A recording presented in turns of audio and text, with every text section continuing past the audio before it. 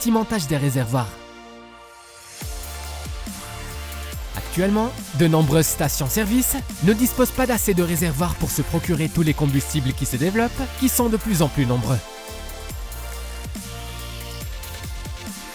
Dans d'autres cas, les réservoirs sont excessivement grands pour contenir des combustibles très spécifiques, donc de faible demande.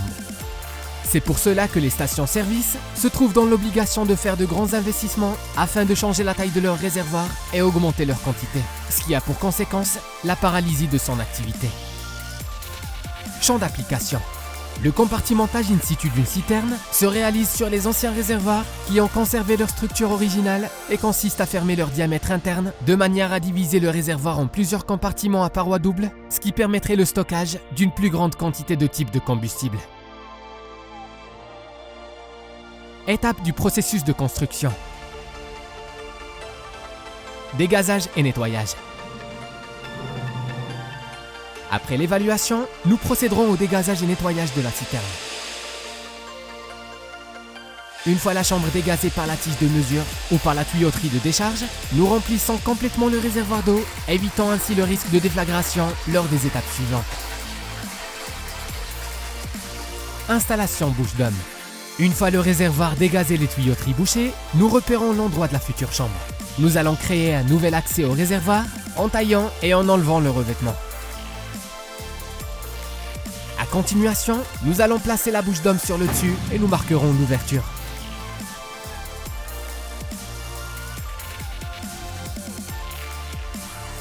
À aucun moment nous n'arrêterons de ventiler ni de contrôler les explosimètres. Nous pouvons maintenant perforer et couper le réservoir.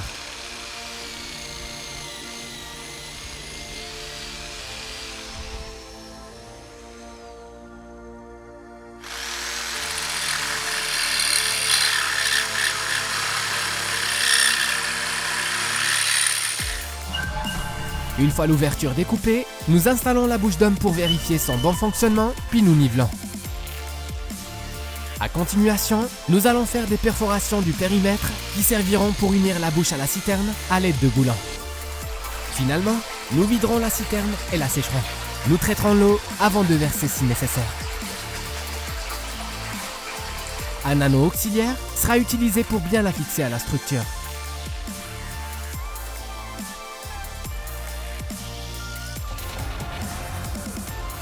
Traitement de l'intérieur des réservoirs.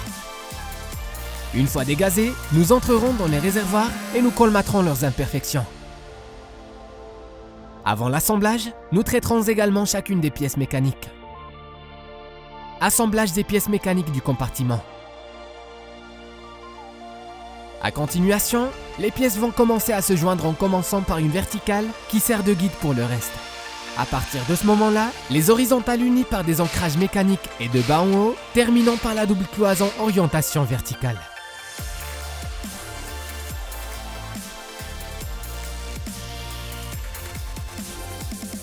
Nous mesurerons les épaisseurs et nous appliquerons une couche d'impression afin de permettre l'adhérence de la fibre. Une fois terminé, nous appliquerons une couche d'impression à la virole et à la façade des deux côtés et nous souderons les pièces avec des bandes en fibre. Premier revêtement de la citerne. Placement d'étoiles du tissu sur les marques du premier revêtement avec recouvrement de 10 cm entre elles.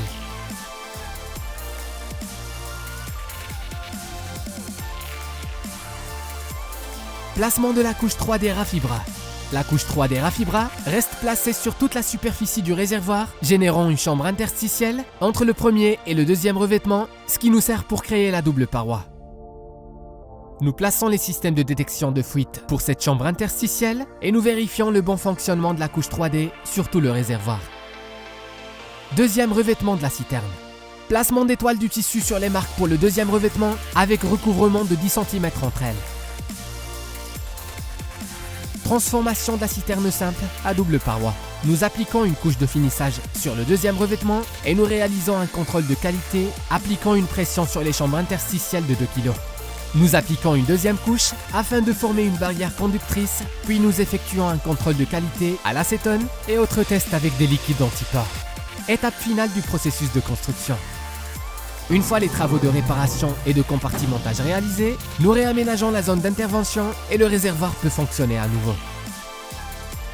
Rafibra dispose d'un système de détection de fuite pour les détections automatiques et permanentes de fuite de citernes converties à double paroi.